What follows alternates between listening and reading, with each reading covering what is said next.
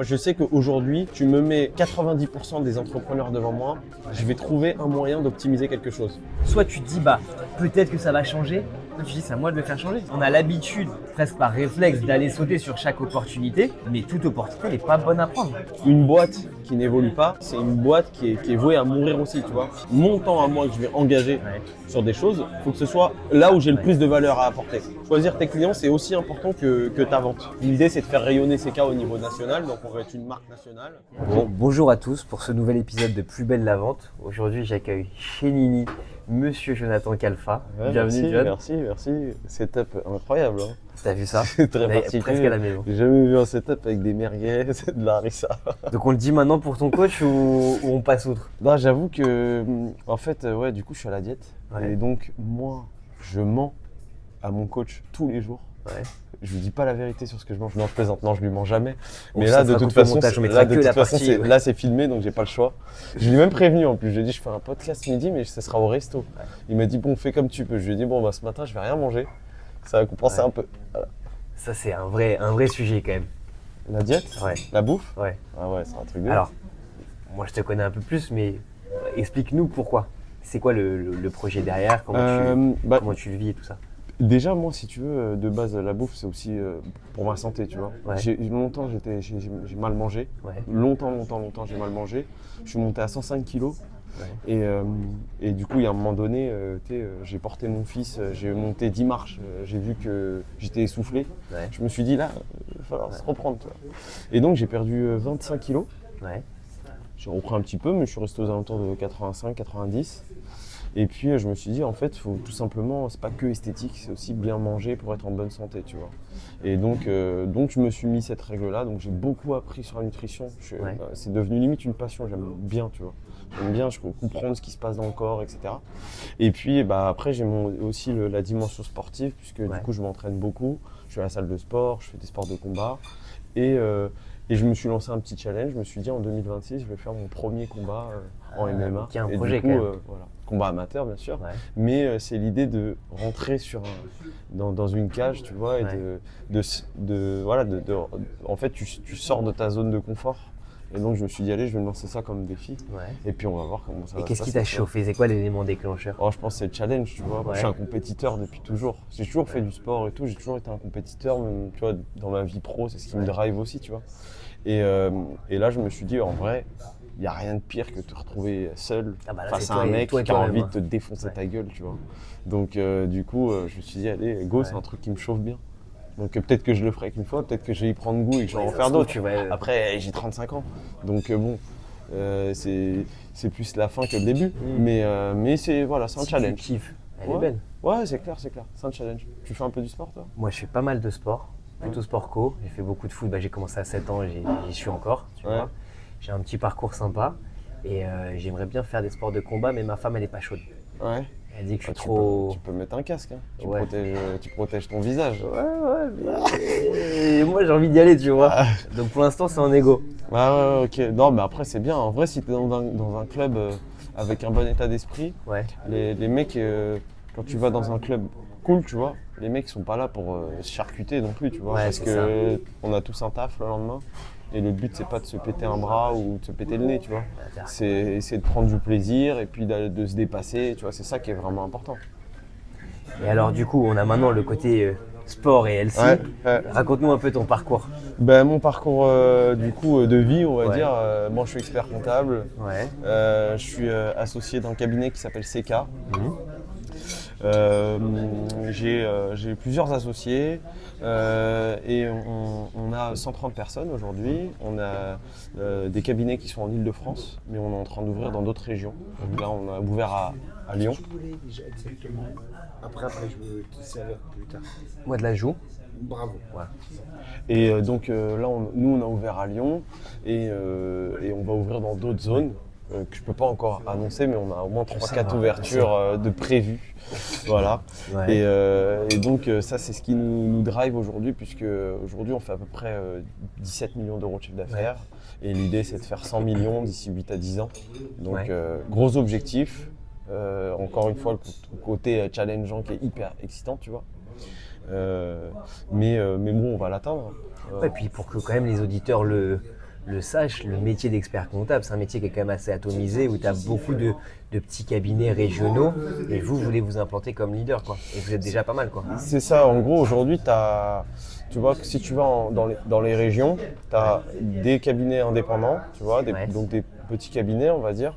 Et puis tu vas avoir ce qu'on appelle les bigs, donc c'est les gros cabinets nationaux, tu vois. C'est quoi, EY, Deloitte et tout ça? Ouais, alors oui, et puis on peut même l'étendre aujourd'hui à un top 10 même en disant que c'est des cabinets de plus de 1000 collaborateurs, 1500 collaborateurs, je n'ai pas le nombre exact. Et eux, ils sont installés aussi, ils ont des antennes justement dans ces régions-là, mais après notre approche, elle est très différente. Okay. Nous, on cherche des experts comptables qui vont s'associer avec nous, qui ont des profils business, développement, tu vois, vraiment. Moi, je cherche pas des gros techniciens parce qu'au final, ton bilan, je vais pas le faire mieux que le voisin. Par contre, je cherche des mecs qui sont prêts à développer et surtout qui sont prêts à se spécialiser. Parce qu'aujourd'hui, moi, je suis convaincu que la spécialisation, c'est la clé, tu vois. Et donc, nous, on a des verticales au sein du cabinet et on aimerait en développer d'autres. Et du coup, en faisant rentrer des nouveaux associés experts comptables dans d'autres régions, de préférence, mais surtout avec des spécialisations différentes, du coup ça nous permet d'attaquer des secteurs parce que tu vois aujourd'hui par exemple on est présent sur le secteur de la grande distribution, donc on a du Franprix, du Carrefour, on a de l'optique avec Optical Center, etc. Et tu vois aller attaquer ce genre de clients, il faut avoir un langage business. Il faut que tu les comprennes rapidement. Comprennent leur activité, leur point de douleur, vraiment c'est quoi les problématiques. Aujourd'hui, tu viens, tu as un supermarché, on comprend exactement toutes tes problématiques. L'histoire de BFR et tout ça, j'imagine, les stocks. Tout, ouais, exactement.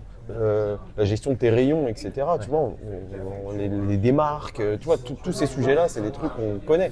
Et on a des verticales chez nous, des boîtes tech, l'immobilier, tu vois, on a plusieurs verticales. Et donc à chaque fois, on a des experts qui comprennent vraiment et des équipes qui comprennent vraiment le métier du client, tu vois. Moi, c'est pour ça que j'ai voulu t'interviewer, t'avoir avec nous aujourd'hui. C'est que vous êtes des experts comptables. Alors, je vais rentrer dans le cliché, mais c'est pas le métier le plus glamour du monde. Mais vous le faites, vous, avec une vraie stratégie commerciale. Vous êtes des vrais vendeurs, en fait. Et je me suis dit, c'est hyper intéressant d'avoir des techniciens qui vont te parler de vente, d'expansion. Ça va quand même très vite quand on vous suit. Ça va très vite dans le développement. Vous voulez t'avoir pour parler de ça et comprendre un peu qu'est-ce qui vous a poussé à partir là-dedans et de se dire, peut-être faire la genèse de ces cas et dire qu'est-ce qui nous a poussé à accélérer sur les dernières années. Si tu veux, en fait, c'est assez simple, c'est que moi, j'ai commencé avec ces cas en 2014, 2015, début 2015. Et en fait, j'ai toujours dit à mes associés, j'ai pas envie d'avoir un cabinet d'expertise comptable comme un artisan. Aujourd'hui, il y a beaucoup d'experts comptables, c'est des artisans. J'ai envie de te prendre le parallèle avec un artisan du bâtiment. Tu vas avoir l'artisan du bâtiment qui est le mec qui va aller sur le chantier tous les jours, il va se casser le dos, à 50 ans il va avoir une hernie discale, il va faire ses factures et ses devis tous les week-ends parce que du coup la semaine il est sur les chantiers, il n'a pas le temps de développer parce que du coup il est sur les chantiers, il va se développer par un peu de bouche à oreille parce que les gens ils sont contents de son travail quand même, mais par contre il va pas créer une marque, il va pas créer une vraie entreprise et quand il va arriver à 50 ans, il va même pas savoir si ça se revend parce qu'au final tout va reposer sur lui, il va être tout seul. Quand il part, il vaut rien. Quand il part, il vaut rien, il a capitalisé sur rien du tout à part le fait que il est devenu en gros son propre salarié, tu vois. Et donc chez les experts comptables, c'est ce qui se passe beaucoup, tu vois. C'est pas tout le temps le cas, mais dans une grande majorité. Et historiquement, un expert comptable, il avait juste à poser sa claque et en fait, tu avais des clients. Parce que si tu veux, là on est dans le 17e, t'arrivais dans le 17e, il y a du monde, il y a des entreprises. Mais pense au mec qui crée son cabinet, qui est à Limoges, et du coup lui il pose sa plaque, il va avoir, il y a 20 ans de ça je te parle, les clients qui sont autour de lui, mais il va pas avoir des clients à Paris, il n'y avait pas de digitalisation, tu vois, tu pouvais pas utiliser les penny lane, les machins, les trucs, ça n'existait pas, tu vois. Voilà, c'était boîte à chaussures, je t'envoie mes factures et puis c'est terminé. Et en fait, du coup, cette digitalisation, tu vois, elle a amené quand même une grosse transformation du métier. Parce que ça fait qu'aujourd'hui, tu es en concurrence avec des experts comptables dans toute la France. Tu es en concurrence avec tout le monde, tu vois. Et donc, ceux qui sont restés et qui restent À artisans, l'ancienne, entre guillemets, bah, au artisan. final, Ouais. ils vont galérer. Ils galèrent de plus en plus et ils vont galérer. Et moi, je me suis dit, quand j'ai commencé, je me suis dit, je ne veux pas être un artisan. Je veux créer une vraie stratégie d'entreprise. J'ai envie de valoriser une marque, j'ai envie d'avoir des fonctions support, j'ai envie d'avoir un service commercial, marketing. Tu vois, aujourd'hui, boîte, on a boîte. créé un pôle data. Tu vois, Ouais, puis vous êtes très actif sur la communication aussi. Enfin, voilà, c'est tout ça. Pour moi, en vrai, c'est essentiel parce qu'aujourd'hui, on accompagne des dirigeants de boîte. Et les dirigeants de boîte, en fait, c'est ce qu'ils font, tu vois. Le mec qui veut développer son entreprise, bah, il va créer une vraie entreprise. Et tu vois, aujourd'hui, il ne va pas compter que sur du bouche à oreille, il va pas. Ouais, Voilà. puis moi, je me mets en tant que client, pour avoir pas mal gravité dans ce milieu-là avec différentes boîtes d'experts comptables. En fait, t'as pas envie en tant que client, toi, d'avoir ton expert comptable qui te répond tous les 6 du mois parce qu'il est débordé, que tu le sais, qu'il t'envoie Non. chier, qu'il fait mal ton truc parce que Mais bien sûr que non. tu apprends ça, c'est diète, il va kiffer ton coach. Ouais, j'en prends un petit peu quand même. Il n'y a pas trop d'huile d'olive en plus, ça qui est bien. Non, et dans les briques, il n'y a pas du tout d'huile, regarde. Non, mais ça c'est génial. C'est que j'adore manger chez les Tunisiens. J'adore manger chez les Tunisiens parce que quand tu regardes la harissa, c'est pas de la harissa, c'est de l'huile d'olive avec un peu d'harissa. Ah, mais c'est Je l'essence. sais pas comment vous faites pour mettre autant d'huile d'olive. Tu sais, il y a une blague. C'est ma mère, elle fait à manger. Elle rentre le soir, elle fait à manger. C'est pas ce qu'elle va faire. Elle vide la bouteille d'huile d'olive dans la poêle, après elle réfléchit à ce qu'elle fait à manger. C'est comme ça chez les Tunisiens. Bah écoute, ça se voit. Après, c'est généreux. Hein. C'est ce qu'on dit. Voilà. Ouais, c'est généreux, c'est comme ça. Hein. Et attends, et on n'invite pas n'importe qui chez Nini avec nous. Hein. Ça se mérite. J'apprécie. Non, mais en vrai, quand j'ai vu l'épisode avec David Roman, je me suis dit, non, mais c'est incroyable. Franchement, c'est une bonne idée. L'idée, c'est de ramener des gens très haut placés ici chez Nini à manger des briques avec nous et des couscous. Ouais, bah, C'est ça écoute, l'objectif. peut-être qu'un jour, tu vas avoir Nicolas Sarkozy en train de manger avec toi une petite. J'ai déjà croisé Sarkozy, la honte de ma vie. Maintenant, j'ai quelqu'un de ma famille qui est assez haut placé, qui le connaît bien. Et j'ai rendez-vous avec cette personne de ma famille dans son bureau. Maintenant, c'est plein mois d'août à Paris. Je bosse plus ou moins et je suis en claquette, short, t-shirt. Ouais. Et je me retrouve dans les bureaux d'un très très grand cabinet de conseil et d'influence pour aller voir mon oncle. Et j'y vais à l'arrache, quoi. Moi, j'y Ouais. suis. Bon, voilà. Et j'attends, et je vois qu'il y a du mouvement, tu vois, dans la salle, sous le sticker où tu vois pas le haut, et ça sort de la salle. Donc moi, je me lève pour aller rentrer voir mon oncle, tu vois. Bah oui. Je vois pas Sarkozy qui me voit, qui sort, qui me voit. Habillé comme Sympa. ça là. Lui, costard, Sarkozy, quoi. Moi, habillé comme ça, moi, je le kiffe, Sarkozy. Alors je dis, oh, bonjour, comment allez-vous? Je vous adore, je suis un grand fan. Et lui, il me regarde comme ça. Non. Genre, et je me dis, oh là, honte absolue. Il se barre, je m'assois avec mon oncle et j'avais une vraie galère dans ma boîte à ce moment-là, la précédente avec et je voulais l'avis de mon oncle, tu vois. Il me regarde pareil, il me dit putain, tu pourrais faire vraiment un effort, tu sais où tu viens, t'es vraiment agitant. Bon, on est passé à côté, mais première impression avec Sarkozy, pas. Dédicace à tous les gitans qui nous regardent. Ouais, qu'on adore. On vous adore. Ouais. Qu'on adore. En vrai de vrai, en plus, c'est vrai. Bah oui. Et donc, ouais, expérience avec Sarkozy, mitigée. Bah écoute, je suis honoré en tout cas d'être là. C'est très bon. Ah, Bon, malgré lui, c'est bon. Je connaissais déjà le resto, mais C'était déjà mieux. c'est toujours très bon. Ouais. Donc c'est pas diète, mais c'est très bon. Ce que je te disais tout à l'heure, quand tu es venu, moi j'y venais avec mon grand-père, avec mon père, avec toute la famille, et c'est une institution depuis des années, donc on aime bien venir ici. Et donc, maintenant on a un peu plus la vision de ces cas. Toi en tant que tel, parce que tu es expert comptable offensif sur LinkedIn, mais c'est quoi ton rapport à la vente du coup? Tu veux savoir pourquoi, déjà, Je veux savoir pourquoi, bien sûr. pourquoi j'ai mis expert comptable offensif? Parce qu'en vrai, c'est important de le comprendre, tu vois.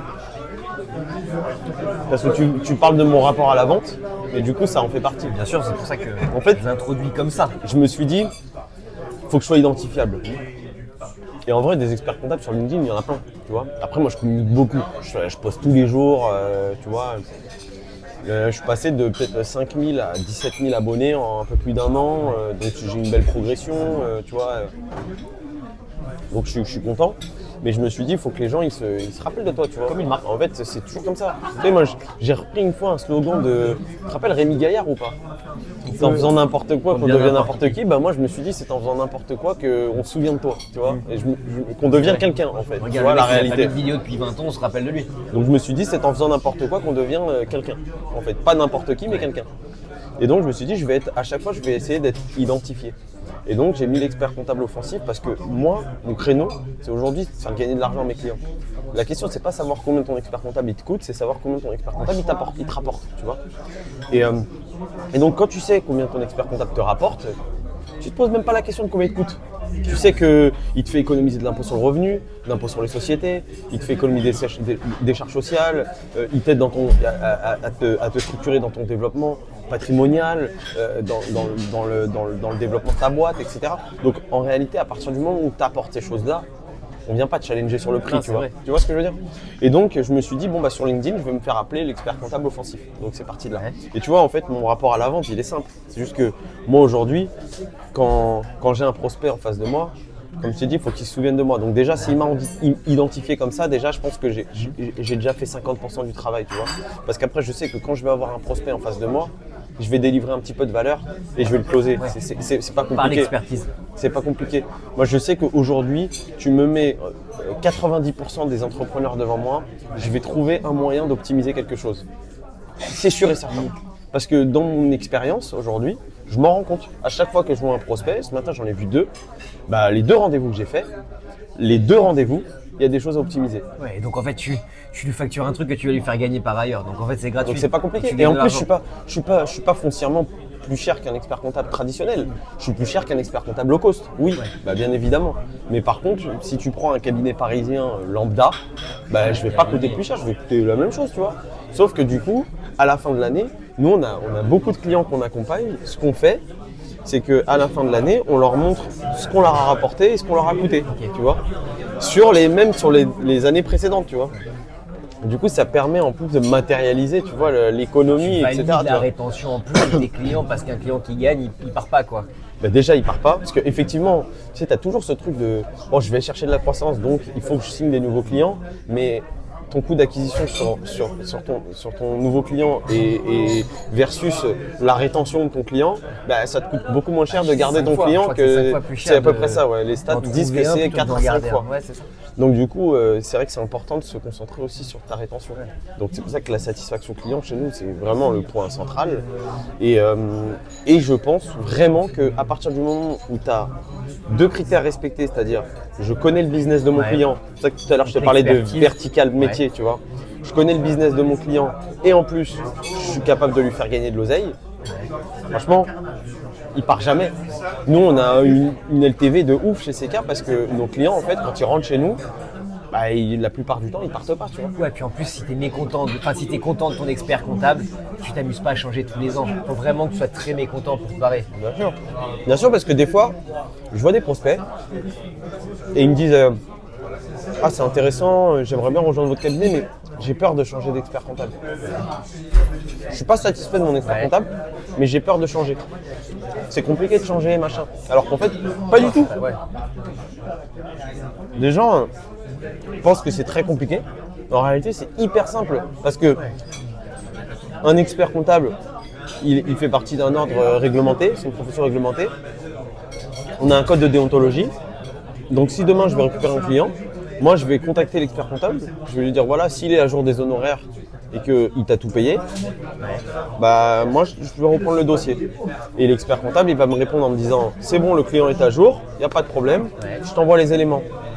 Point final, c'est terminé. Tu vois, donc en fait c'est hyper simple, mais ça fait peur aux entrepreneurs. De toute façon, le changement C'est un déjà, la changement. routine, etc., ça change tout. Puis peut-être qu'ils sont aussi rassurés par apporter leur liasse de factures et leur boîte à chaussures, pour reprendre l'image que tu prenais tout à l'heure chez le comptable. Il les scanne, il s'en occupe, et puis peut-être qu'il est pas bon, mais au moins c'est comme ça tous les ans depuis 20 ans. Et... Ouais, après, heureusement, il y en a beaucoup qui ne fonctionnent plus comme ça. Ouais. Parce qu'on est quand même en 2025 et je pense que les entrepreneurs ont compris quand même qu'il fallait se digitaliser. Donc ça là-dessus, je pense que c'est pas. Je pense qu'aujourd'hui, tu as 2-3 points de douleur qui sont assez généraux, tu vois, qui touchent beaucoup d'entrepreneurs, c'est ce côté manque de conseils, tu vois. Où c'est vrai qu'on rencontre beaucoup d'entrepreneurs qui disent bah, écoute, je suis pas insatisfait de mon expert comptable, je suis pas non plus hyper satisfait, j'ai pas vraiment besoin de changer. Ouais, il me fait Mais le par bilan, contre, j'ai pas vraiment de conseils. Et donc moi, quand le mec il me dit ça, c'est un challenge, tu vois. Donc je lui dis comment je peux écoute, lui montrer qu'il vas-y, a besoin, ouais. viens on fait un rendez-vous, ça te coûte rien. Je regarde, si j'ai quelque chose à t'apporter, très bien. Si j'ai rien à t'apporter, moi tu sais, je suis pas là à démonter les experts comptables. S'il y en a qui sont très bons et qui font très bien leur travail, bah, tant mieux, tu vois, c'est tant mieux. Hein. Mais ce que je veux, c'est trouver la solution qui est la plus efficace pour mon client, tu vois. Donc du coup, quand le mec il me dit ça, tu vois, j'ai qu'une envie, c'est de trouver une optimisation, faille, un truc, une faille, tu vois. Mais tu charries, mais moi, sur la première boîte que j'ai eue, on l'a créée, on est étudiant avec mon associé. Autant te dire que l'étudiant au niveau budget, il est à moins 12. Bah oui. Et l'expert comptable qui n'était pas Denis, qui était à Marseille, nous fait chier. Il me dit, il faut que vous fassiez une holding avec votre croissance, il faut que vous fassiez une holding, faites une holding, faites une holding. Et nous, dans notre tête de petits jeunes radins, on se dit, ouais, mais lui, il nous fait une holding, s'il nous facture 3000 en plus, les créations, les bilans en plus, etc. Et je sais pas, mon associé me dit, si, il a raison, il faut qu'on le fasse, on le fait. 6 ans et demi après, on revend la boîte. Bah, il nous a sauvé la vie. En termes de gain d'argent sur la revente, je crois que c'est 30% d'économie. En fait, tu as toujours ce sujet. J'ai entendu que faut que je fasse une holding pour économiser de l'impôt, etc. Tu vois, tout le temps. En vrai, c'est pas forcément vrai. Ouais. Dans ton cas, ça s'est avéré vrai Ouais. parce que tu as fait ton exit 6 ans après. Mais ta holding, tu aurais pu la monter 3 ans après. tu Aussi, vois. oui, bien sûr. Mais en fait, le problème, c'est que souvent, les holdings, elles peuvent être montées trop tôt. Tu as un timing qui est plus ou moins bien, tu vois. Moi, j'ai souvent des mecs qui viennent me voir, ils ont créé leur boîte il y a 6 mois, ou même ils vont la créer, et ils me disent ouais, bah là, je vais créer une boîte, mais du coup, il faut que je fasse une holding aussi au-dessus, machin. Mais en fait, tu complexifies un schéma qui, à la base, n'a pas besoin d'être si complexe que ça, tu vois. Et puis, la holding, elle aurait pu être montée, dans ton cas, 2-3 ans Ouais, plus tard, tu vois. possiblement, ouais. Et à ce moment-là, tu aurais fait un montage un peu différent, tu vois. Tu aurais fait un apport de titres, tu aurais valorisé tes titres, etc. Donc, ça aurait été possible aussi, tu vois. Tu aurais eu d'autres avantages que tu n'as peut-être pas eu ou des inconvénients, tu vois. Ça dépend des situations. Mais il ne faut pas systématiquement se dire, OK, quoi qu'il arrive, je suis entrepreneur, donc il faut que j'ai une holding. Parce que tu as aussi un peu la hype de dire, tu sais, je suis employeur, j'ai une holding, machin, tu vois, alors que parfois ça sert à rien. Des fois je vois des mecs, ils arrivent. Ils Mes ont, parents, j'ai une holding, je passe sur la holding. Ouais, c'est. Waouh! C'est l'argo winch, le mec. Waouh, putain, il a réussi notre fils, hein. Donc, ouais, non, tu vois, tu fais dire ce que tu veux aux grands titres et grands noms pompeux, mais là, je suis d'accord avec toi, c'est que T'as un finalement, timing. on est très français. C'est normal, on est en France, mais c'est très français de voir le coût plus que l'opportunité. Et nous, on l'a aussi dans la vente, c'est-à-dire qu'on te vend un truc, ok, ça me coûte tant, bah non. Ça va aussi te générer des économies, ça va te générer de la performance en plus, etc. Et c'est très français de se focaliser sur, bah voilà, ça me coûte tant. Et tu as l'essor aussi de ce que tu dois détester, j'imagine, les experts comptables en ligne et tout ça, quoi. Non, en vrai, je déteste pas. Ouais. À partir du moment où la promesse, elle est honnête. Ouais. C'est que, tu vois, moi, je raisonne. Je suis très terre à terre. Ouais. Promesse, valeur, prix, tu vois, pour moi, c'est voilà, une lettre de mission et tout est cadré. c'est pas compliqué. Quand tu as des experts en ligne qui proposent une compta à 50 € par mois et qui te disent on s'occupe de votre compta, on est réactif et en plus il y a du conseil, ça pour moi c'est du mensonge, tu vois. Et surtout que eux, c'est nos meilleurs prescripteurs parce qu'au final les gens ils vont chez eux et après ils sont prêts à payer 5 fois plus cher parce qu'ils disent je ne veux surtout pas revivre ce que j'ai vécu. Contrôles fiscaux, vraiment des fois on récupère des boîtes dans des. Moi j'ai vu des mecs qui ont perdu leur boîte à cause de ce genre de choses, Ah tu ouais. vois. Ouais, vraiment. Nous, on a un client qui s'est retrouvé dans la merde à cause de ça, il se reconnaîtra à mon avis. Mais pareil, pas de compta, pas de déclaration, rien du tout. Chez un gros acteur quand même, un truc qui est connu, que tu connais, que je connais. Ouais, bien sûr, qui est obèse. Non. Ouais, parce que généralement c'est eux. Ah ouais.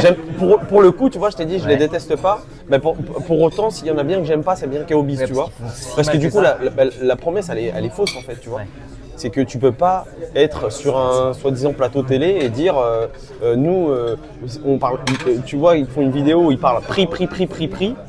Et puis ils t'intègrent dedans le conseil, le machin, le truc. Non, arrête. Tu peux pas à 49 € par mois fournir et du conseil et de la production comptable, etc. Parce que la production comptable, même si ça vaut 0 demain, ce sera le cas. La compta, elle va valoir 0. Oui, avec l'IA et tout. Elle va valoir 0, c'est sûr. Mais 50 € par mois pour du conseil, je passe combien de temps sur le dossier? 5 minutes. Tu vois, c'est pas possible, tu vois. Si ton temps est valorisé un minimum, tu passes pas longtemps. C'est impossible. C'est impossible. Merci, monsieur. Donc en fait, on a les gens raisonnables et les gens pas raisonnables. C'est ça le truc. Ouais, moi je veux juste que ce soit honnête, tu vois, c'est tout. Que la promesse, elle soit honnête. Quand à l'inverse, tu as d'autres experts comptables en ligne ou même des solutions qui sont... tu prends Indy. Indy, c'est pas un expert comptable, c'est une solution. Tu fais, entre guillemets, tu fais toi-même ta compta. La promesse, elle est simple. Tu la comprends. Si toi, tu n'as pas de besoin supplémentaire, bon, bah, très bien. Ouais, puis ça même correspond à une c'est typologie de peut-être pas des clients, client. d'ailleurs. Exactement. Ouais, c'est ça. Ça correspond à une typologie de client qui n'est pas ma typologie à moi. Donc, j'ai pas de problème avec ça. Par contre, aller chercher des mecs qui font 1 million ou plus, même 500 000 € de chiffre d'affaires, qui ont quand même un minimum besoin de conseils et ils vont sur des solutions en ligne pour gratter 100 € ou 150 € par mois et au final, tu payes les pots cassés, tu vois, Ouais. parce qu'on t'a menti, tu vois. Ça me dérange. Et il n'y a pas de régulation sur ces trucs comme ça? Non, il y a l'ordre qui va juste faire attention à ce qui se passe en termes de publicité, tu vois. Parce que nous, c'est encadré, tu vois, on n'a pas le droit de dénigrer un acteur dans des pubs. Même si là je suis en train de le faire avec Keobiz, mais on n'a pas le droit de faire ce genre de C'est choses. pas Tu sur vois. TF1, le podcast est mort. Hein. Là, je m'en fous, en vrai, j'assume complètement. Mais par contre, non, ils vont pas aller vérifier si le mec il fait bien son travail. Ouais, tu c'est vois. ça. En fait, il y a des contrôles qualité, mais en réalité, bon. Mon comptable, il y en a en ce moment de contrôle qualité. Ouais, ça arrive, moi je l'ai eu il y a pas longtemps aussi. Ouais, généralement ça se passe bien, il n'y a pas de problème, ils sont pas là pour te massacrer, tu vois, ils sont là pour vérifier que tu respectes les diligences de la profession et tu vois, ça s'arrête là quoi. Bah, C'est nous, pas sur très la compliqué, formation, quoi. c'est plus compliqué. Voilà, ils sont vraiment là pour te massacrer. Bien sûr, c'est pas pareil. C'est des vrais lourds. Mais Mais tu sais que moi j'ai lancé un business de formation, ouais. j'accompagne des experts comptables justement. Ah ouais? J'accompagne les experts comptables pour les aider à transformer leur cabinet. Parce qu'aujourd'hui, ce qu'on reproche Oui, aux avec Kevin. Exactement, avec Kevin Sagnier. Et donc, c'est un bootcamp qui s'appelle SK. Ouais. Là, on est en train de repenser un petit peu le modèle. Il va ressortir dans les prochains jours. Donc, ce sera sous forme d'abonnement. Tu vois. Ok. Il y a des abonnements sans coaching et des abonnements avec coaching. Ok. Donc, des abonnements où tu as juste accès à la... Il y a des abonnements où tu as accès à la communauté, juste. Des abonnements où tu as accès à tous les modules de e-learning. Et puis, il y a des abonnements où tu as accès à la communauté, les modules de e-learning, mais aussi tu as du mentorat tous les mois, tu vois. Ok. Et justement, nous, c'est axé sur le côté marketing, transformation du cabinet, digitalisation et la vente aussi, tu vois. Ouais. Tu vois, c'est tous ces skills un peu que les experts comptables pensent et disent ne pas avoir, tu vois. Donc on essaie de les accompagner là-dessus. Bah tiens, je suis preneur de ton avis là-dessus, parce que notre expert comptable nous a suggéré de créer une formation, bon alors, plus généralement pour les professions libérales autour de la vente et de l'acquisition de clients, mais privilégier aussi les experts comptables parce que visiblement tu as des obligations. Est-ce que c'est vrai ça? Est-ce qu'il y a un intérêt, tu penses? Ah, écoute, je sais que les experts comptables, et nous on s'en rend compte, puisque nous c'est ce qu'on leur vend aujourd'hui, et puis on a lancé il n'y a pas longtemps, on accompagne déjà une vingtaine d'experts comptables. Ouais. Les experts comptables, si tu veux, il y a un vrai besoin de monter en compétence sur les sujets de vente, etc. Tu vois. Il y en a plein qui vont te dire « Ah non, mais moi, devant un prospect, je vais faire Enfin, il va faire son rendez-vous, mais il va pas avoir une stratégie de vente bien définie. Il ne sait pas comment il va vraiment accrocher le client, etc. Tu vois. Donc il y a un vrai besoin, ça c'est sûr et certain. Parce que nous, dans notre cursus, on n'est pas formé pour ça. On n'est pas formé à vendre, on n'est pas formé au market, à la com, on n'est pas formé à tout ça, tu vois. Donc tu dois le faire de ton côté. Okay. Donc il y a un vrai besoin et c'est pour ça que nous, on les accompagne là-dessus. La problématique, par contre, c'est que souvent les experts comptables, ça reste dans cet écosystème d'experts comptables. C'est pour ça que moi, je le fais, parce que du coup, ils vont un peu plus me considérer comme légitime Un père, ouais. parce que du coup je fais partie de la profession. Donc ils se disent, je pense, ouais bon, il connaît nos sujets, Il connaît nos clients. il connaît nos clients, il connaît un peu nos problématiques, etc. Alors que c'est vrai que quand tu arrives de l'extérieur et que tu veux vendre quelque chose aux experts comptables, c'est toujours très compliqué. Ils n'ont pas le temps. Ils n'ont pas le temps. J'étais coaché une boîte pour la petite histoire qui fait de la cybersécurité et qui touche évidemment des experts comptables. On a fait une après-midi de prospection téléphonique. C'est dur, hein, les experts comptables. Là, en pleine période fiscale en plus, c'était très très dur. Ouais. Donc, Ah, ouais, moi j'ai toujours dit les experts comptables sont les pires clients. c'est normal, ils veulent pas sortir d'argent. J'en parlais encore hier et on se disait ça, c'est les pires clients parce que souvent ils veulent pas payer cher, mais ils veulent tout. Ouais. Ça, c'est vraiment, ils veulent tout pour rien. Pendant 6 mois dans l'année, ils sont injoignables parce que c'est la période fiscale, donc tu comprends comme c'est la période fiscale qu'ils sont pas dispo. Je trouve ça hallucinant. Du coup après tu as les vacances. Ouais. Oui, il y a Déjà, 3 mois dans l'année. déjà c'est mort, donc en fait si tu veux les closer c'est entre septembre et décembre, hein, sinon c'est fini. Donc tu vois c'est quand même assez compliqué. Ah ouais, donc je savais pas tous ces trucs-là sur les comptables. Bon, je savais que c'est une cible difficile. J'ai vu un mail passer là d'un expert comptable. Il avait une réponse automatique. Et genre comme là c'est la période fiscale, il disait, sa réponse automatique c'était bonjour, étant en période fiscale, nos délais de réponse sont allongés, donc je vous répondrai sous 7 jours. Vous répondez un jour. Non mais mec, tu peux pas faire ça. Et vous, du coup, chez CK, avec votre taille, organisation, digitalisation, vous n'êtes pas débordé pendant la période fiscale. Bien sûr que si, on est débordé Ouais. comme tous les cabinets. Mais pas à ce point. Pas à ce point, pas au point de mettre 7 jours à répondre à un client qui t'envoie un mail. Ouais, Bien parce que sûr, c'est des trucs urgents. t'as forcément un goulot d'étranglement. Parce que il y a une concentration de rendez-vous qui est beaucoup plus importante à ce moment de l'année. Voilà, on va pas faire comme si c'était pas le cas. Lui, c'est le cas. Les clients ils ont besoin de beaucoup plus de présence à ce moment-là, etc. Donc forcément, tu as ce goulot d'étranglement. Mais par contre, ça ne nous empêche pas de leur répondre. Nous, t'es parti sur des bilans en juin et en septembre pour éviter ça. Ouais. Bah franchement, c'est une bonne idée. Mais pourquoi vous ne faites pas du coup de le mettre, de répartir un peu vos clients tout En au fait, long de l'année? Nous, quand on fait des créations, Ouais. dans la mesure du possible, on essaie de décaler. Mais parfois, faut pas le faire. Je te prends un exemple. Tu vois, par exemple, un client, c'est un resto en bord de mer. Ouais. Et ben, sa grosse période d'activité, ça va être juillet-août. Donc tu vas pas aller le faire clôturer au 30 juin. Parce que du coup, c'est compliqué. Tu vas pas aller faire le bilan avec lui alors qu'il est en plein période de rush, etc. Tu sais, tu as des côtés saisonnalité comme ça, où des fois, dans certaines activités, tu dois en tenir compte pour définir des dates de clôture.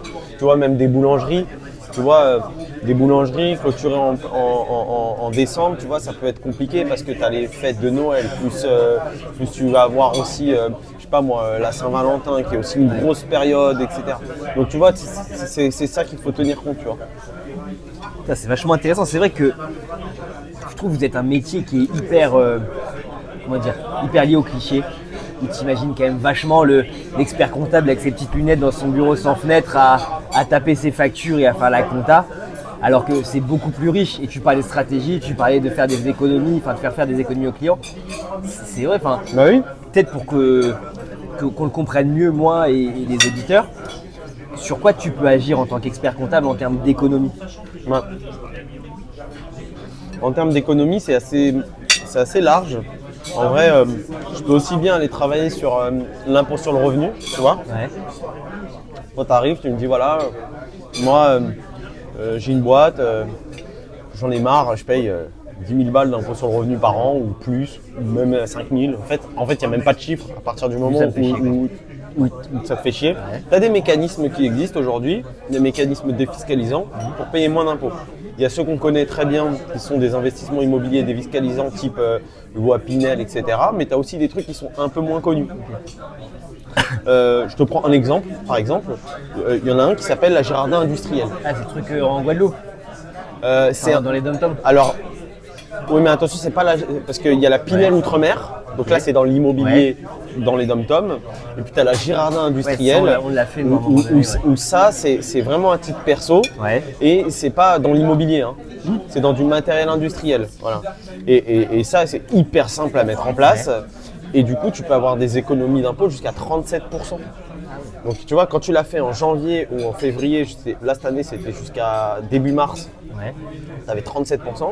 Là en ce moment, jusqu'à je crois fin avril, je crois, ou début mai, je sais plus, bref, j'ai plus la date exacte, mais tu es à 30 ou 31%. Et en fait, le taux diminue au fil de l'année. Et le mécanisme, il est hyper simple. Je verse des fonds, je fais un versement à fonds perdu, je passe par un organisme. Cet organisme, il va en fait financer du matériel industriel auprès d'entreprises qui sont dans le secteur agricole, etc., dans les dom-toms, tu vois, ou dans les coms, je sais plus. Et en fait, du coup, tu as des conditions à respecter. La société, elle doit durer pendant au moins 5 ans, etc. Mais toi, tu ne t'occupes pas de ça. Toi, tu fais juste ton versement. Tu passes par un organisme qui est, on va dire, solide. Tu vois. Ouais. Nous, on travaille avec un partenaire qui est vraiment top. On n'a pas de casserole. Il est transparent sur ses stats, etc. Et en fait, ta réduction d'impôt, elle est, tu vas l'avoir automatiquement. Tu vois. Donc du coup, ça c'est bien. Toi, tu auras juste 2 cases à remplir sur ta déclaration d'impôt et puis c'est tout. D'ailleurs, je l'ai ramené, je vais te la faire, je vais juste la faire voir. Ils m'ont envoyé le mail ce matin, je me suis dit putain, c'est un signe. Avec plaisir. Et du coup, tu as ça. Après, tu as bien évidemment les schémas d'optimisation, holding, etc. Mais si tu veux, la holding, ça peut permettre aussi d'utiliser le cash du groupe pour aller développer ton patrimoine perso au travers de SCI, etc. En prenant toi la majeure partie du capital de la SCI, mais en utilisant le cash du groupe, tu vois, ça c'est possible. Ça peut te permettre aussi de faire de la transmission, de préparer ta transmission, parce que souvent on y pense trop tard. Et pourtant, plus tôt tu vas y penser, plus tu vas économiser. Tu vois, tu peux faire de la donation très tôt si tu as des enfants, etc. Parce que tu sais, tu as des paliers, il faut attendre 15 ans, etc. Voilà. Donc des fois, tu as des majorations. Tu peux mettre en place des pactes spécifiques, je ne vais pas rentrer dans les détails, mais tu peux mettre en place des pactes spécifiques aussi pour préparer ta sortie, tu vois. Donc tu as tout ça. Après, tu as aussi la partie charge sociale pour le dirigeant. C'est est-ce qu'aujourd'hui, le statut du dirigeant, il est bien choisi? Est-ce que tu es assimilé salarié et tu te fais arracher le cul? Tu payes 80% de charge sociale? Est-ce que tu es en TNS? C'est-à-dire que tu payes 35-40%. Tu peux aussi te faire arracher, ça dépend si tu prends des dividendes, pas des dividendes. Toi, en fait, nous, le but, c'est à chaque fois de faire des simulations dans le cas précis et de trouver la meilleure optimisation. Tu vois, nous, on a des schémas où nos clients, ils payent plus de charges sociales.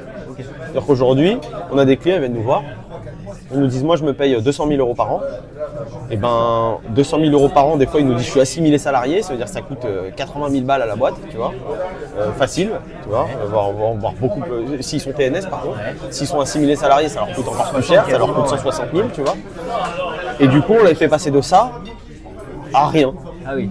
Tu vois. Si tu me fais ça, moi je t'invite plus que chez Lini. Hein. Je suis sûr que je peux te le faire. Et du coup, tu vois, la boucle, c'est que le mec, il paye plus de charges sociales, mais il paye plus d'impôts sur le revenu. Donc du coup, nous derrière, on propose des défis à l'impôt sur le revenu.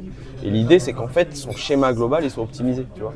Que tu aies gagné sur le charge sociale, l'impôt sur le revenu, l'impôt sur les sociétés, il y a aussi des mécanismes qui existent, tu vois. Il y a aussi une Girardin qui existe à l'IS, tu vois, où tu investis dans l'immobilier, mais c'est au travers d'une boîte qui est détenue par ta société d'exploitation que tu peux déduire justement fiscalement. Enfin, tu vois, il y a plein de mécanismes qui sont existants, tu vois. Il faut juste savoir les utiliser. Et toi, aujourd'hui, c'est quoi quand tu te lèves le matin, c'est quoi qui te fait kiffer? C'est l'optimisation, c'est l'acquisition de clients, c'est la fidélisation de clients. Qu'est-ce qui te fait te lever le matin? Il y a deux, trois choses qui sont assez liées. Ouais. La première, c'est faire économiser de l'argent à mes clients. Ouais, c'est bien. Et je me dis, en vrai, ça me fait kiffer. J'adore. Moi, j'ai des clients, des fois, ils m'ont dit, je te jure, ils m'ont dit, si je t'avais pas rencontré, j'aurais pas pu acheter ma résidence principale. Tu vois, et ça, c'est un truc de ouf, tu vois, d'entendre ça. Tu sens que tu as un impact énorme sur la vie des gens, en fait, tu vois. Donc ça me fait vraiment kiffer. Ça, j'aime ça. Et puis après, c'est développer la marque CK, tu vois. Je dis vraiment la marque parce que c'est vraiment ça que j'ai envie. C'est pour ça qu'on a une stratégie long terme qui est bien ancrée, qu'on a présenté aussi à nos équipes en séminaire, tu vois. Séminaire à Ibiza. Hein. Séminaire à Ibiza, ouais, c'est vrai. Là, cette année, c'est à Marbella. Ah ouais, donc, si vous êtes expert comptable, vous voulez bosser, il faut les rejoindre. Ouais. Et du coup, ouais, c'est ça, c'est développer la marque et faire profiter de notre valeur ajoutée à nos clients, quoi. Et là, justement, tu nous parles de marque et de long terme. C'est quoi les ambitions de CK? Au-delà de grossir, où est-ce que vous vous voyez dans, je crois que tu me parlais de 10 ans tout à l'heure, où est-ce que vous voyez dans 10 ans? Bah, nous, dans 10 ans, notre objectif, c'est d'être... aujourd'hui, on est reconnu comme étant une marque parisienne. Ouais. L'idée, c'est de faire rayonner CK au niveau national, donc on veut être une marque nationale. Okay. On n'a pas pour projet de s'internationaliser parce que nous, c'est un peu compliqué dans notre activité, tu vois, parce qu'on n'a pas les mêmes réglementations, etc. Donc il n'y a pas de projet international. Mais par contre, sur le plan national, on a envie d'être connu, reconnu, tu vois, comme étant le cabinet pour les entrepreneurs ambitieux. Tu vois, c'est vraiment ça en fait qu'on veut. Et je dis bien entrepreneur ambitieux parce que nous, notre vision, c'est de dire, c'est pareil pour un collaborateur. Un collaborateur qui n'évolue pas, c'est un collaborateur qui est voué en fait à mourir, entre guillemets, tu vois. Une boîte qui n'évolue pas, c'est une boîte qui est vouée à mourir aussi, tu vois. Moi, quand j'accompagne mon client, tu vois, hier, je fais un rendez-vous avec mon client. Mon client, il me dit, voilà, c'est une boîte qui fait à peu près 4 millions. Ouais. Et du coup, en fait, c'est un ancien salarié de la boîte qui a racheté la boîte de mon client.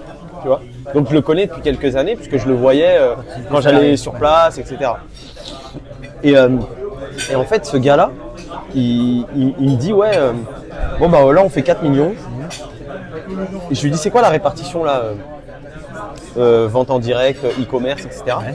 Et donc il me dit bah on faisait en e-commerce, on faisait 100 000 quand j'ai repris, là on fait 500 000. Ouais. Il me dit donc je suis content, c'est pas mal et tout. Et donc moi je lui dis ok, est-ce que ton site, tu fais du SEO, est-ce que tu sais, je rentre... Parce que moi, c'est des trucs que j'aime, tu vois. Et donc, je lui pose des questions là-dessus. Il me dit, ouais, mais c'est moi qui fais, donc c'est un peu... Et donc, je lui dis, bah, si tu veux, je te présente mon expert SEO. Et comme ça, il peut te faire un audit. Il est offert par CK, tu vois. Il te fait un audit.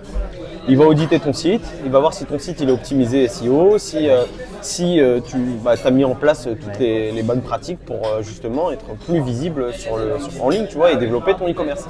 Il me dit ah ouais génial, etc. Et on finit le rendez-vous et je lui donne un challenge. Je dis bon écoute, on se revoit l'année prochaine parce que moi je le vois une fois par an ce gars-là. Sinon c'est mon manager qui le gère à chaque fois.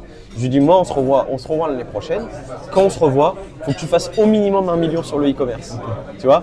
Et du coup il m'a dit, au début je lui ai dit 1,5 million. Il m'a dit bon allez 1 million. Tu l'ancrais bien à droite. Et après j'ai dit vas-y 1 million, ok. On s'est tapé dans la main, j'ai dit attention je compte sur toi. Hein. Mais tu vois, ça c'est un truc que je kiffe, tu vois. J'ai hâte d'être l'année prochaine et de voir si ça a réussi. Surtout si en plus je lui ai présenté un mec qui fait que ça lui a fait passer un cap là-dessus. Tu vois, c'est génial en vrai. Tu vois, quand j'ai envie qu'ils viennent et qu'ils me disent putain, t'avais raison. Parce que là, il me dit ouais, c'est compliqué. Je lui dis pourquoi tu vas pas plus vite sur le SEO, sur ton site e-commerce. Il me dit j'ai pas le temps. L'audit il est gratuit, mais après la presta, elle est payante, j'imagine. Bien sûr. Il me dit mais j'ai pas le temps, c'est moi qui fais. Je dis oui, mais c'est pas à toi de faire. Je lui dis toi, c'est pas ton métier de faire du SEO. C'est pas ton métier. Je lui dis moi, tu crois que je fais du SEO, moi je fais rien de tout ça. Par contre, je prends des spécialistes.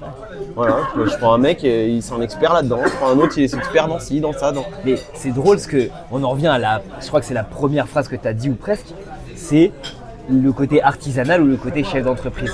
Voilà. Et le côté artisanal, c'est non mais je fais moi-même, je fais à mon rythme, j'ai appris, j'ai vu un tuto là-dessus sur YouTube et je vais bricoler.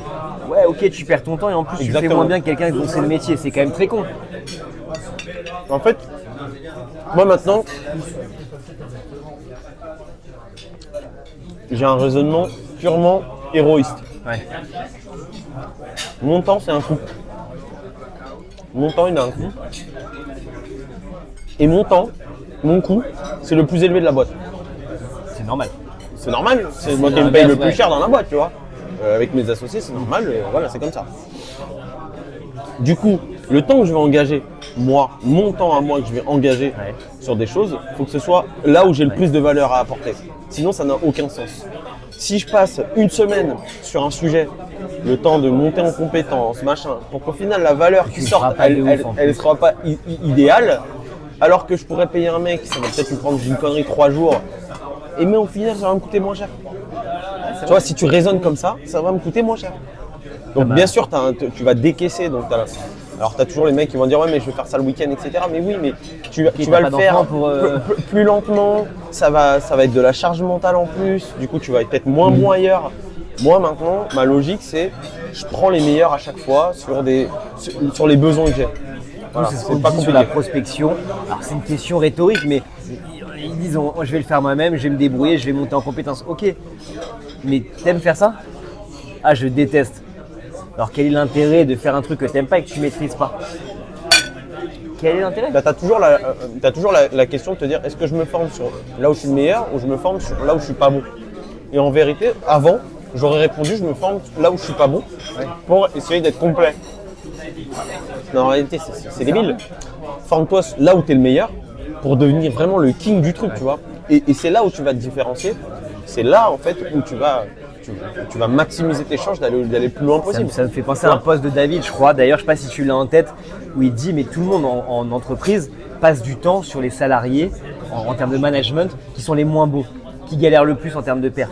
Okay, et tu laisses ceux qui sont les meilleurs un peu tout seuls. Mais c'est complètement con.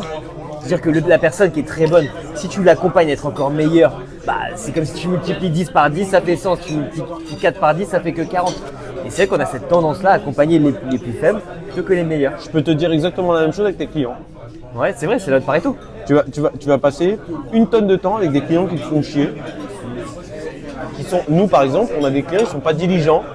Je leur cours après tout le temps. Ils sont de mauvaise foi. Ça arrive, tu vois. Et au final, tu vas concentrer ton énergie sur eux. Et tu as les clients que j'appelle silencieux. Là où ça se passe très bien. Et en fait, tu vas pas les contacter parce que en fait, ils te font pas chier. Et donc, du coup, c'est le pire. Parce qu'un jour, ils vont se réveiller, ils vont dire ouais, mais bon, t'es bien gentil, mais ça fait des mois que j'ai pas de nouvelles de toi. Alors que le mec, il correspond en tout point à ce que tu veux. Et lui, tu vas le délaisser. Bah non, ça marche pas comme ça, tu vois. Et tu prêches un convaincu. Nous là, en mars, 31 mars, donc nous, c'est des contrats de 3 mois. On a fait un grand ménage. 30% des clients qu'on avait, on les attège. Unilatéralement, on ne reconduit pas le contrat. C'est trop chiant. Il faut faire un point tous les jours. Il faut aussi. Non. On en parlait avant de lancer le truc.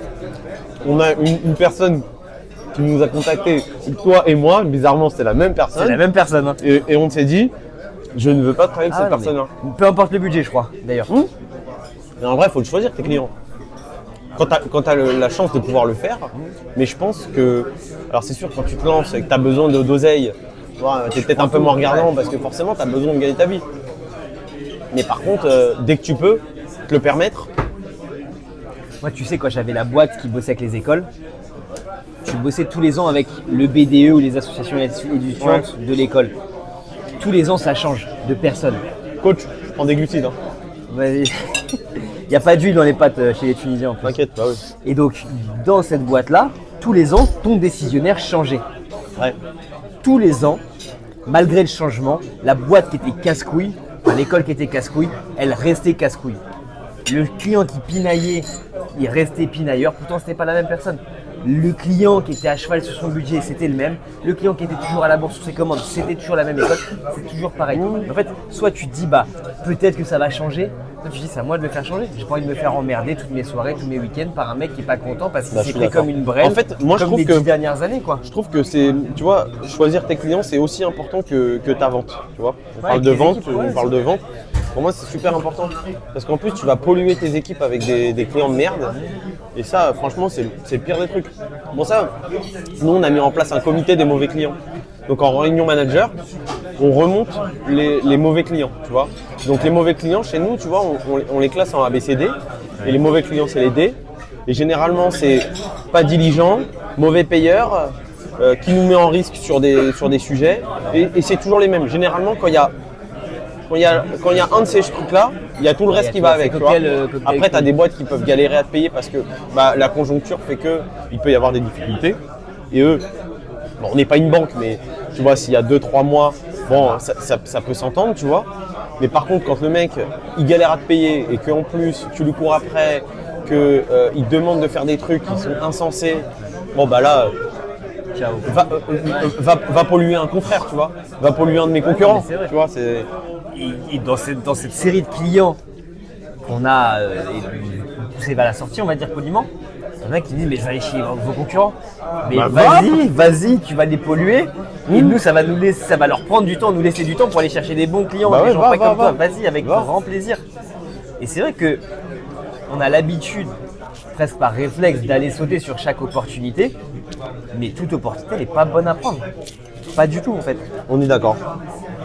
Mais ça c'est vrai que c'est dur à faire à comprendre des fois. Bon Jonathan, merci beaucoup pour toutes ces infos. Il y a une dernière question que je pose à tout le monde. Ah. Si tu avais l'opportunité, toute époque confondue, de déjeuner ou de dîner avec quelqu'un, ce serait qui? Quelqu'un de célèbre. Quelqu'un de célèbre, oui, parce que si je te dis mon voisin Ouais, Michel, ça m'intéresse pas de quand j'étais à Blanc-Minil, quand j'avais 1 an et demi, je dirais,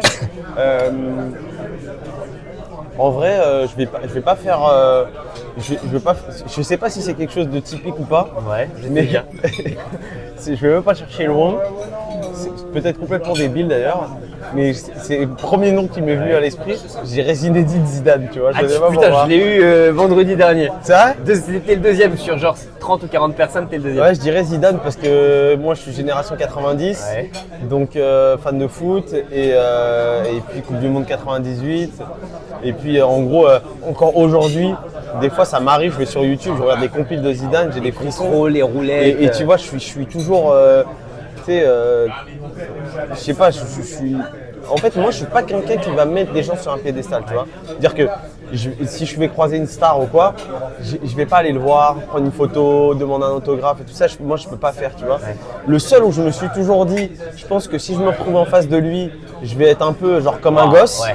Ce vrai, serait il lui, est- tu vois. Parce qu'il y a ce côté, je pense, nostalgie aussi, tu vois. Donc, si c'était possible, ce serait le Z. Et du coup, le Z, qu'est-ce que tu lui vends? Le Z, je lui vends quoi? Je pense que j'essaie de devenir expert comptable sur ces Z5, Ouais. sur tous ces trucs complexes sportifs qu'il a monté, tu vois. Je pense Ok, que- comment tu lui fais? Comment je lui vends? Ouais.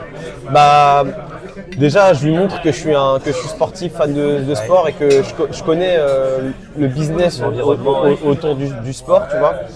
Je vais pas chercher à lui faire économiser de l'oseille à lui parce que je pense que ça aura pas un grand intérêt. Si tu lui dis je peux te faire économiser 18 000 € d'impôt sur le revenu, je pense que ça dire, lui, regarde-les. ça lui fait ni chaud ni froid, tu vois. Donc je vais pas l'attaquer Ouais. par ça, tu vois. Mais je pense que ouais, j'irai vraiment sur le côté. Je suis un grand connaisseur de ce que tu proposes comme expérience à tes clients sur les Z5, tu vois. Moi, j'ai étudié des opportunités d'en créer justement. Donc je connais bien aussi l'envers du décor, tu vois. Donc je pense que j'irai sur ce truc-là.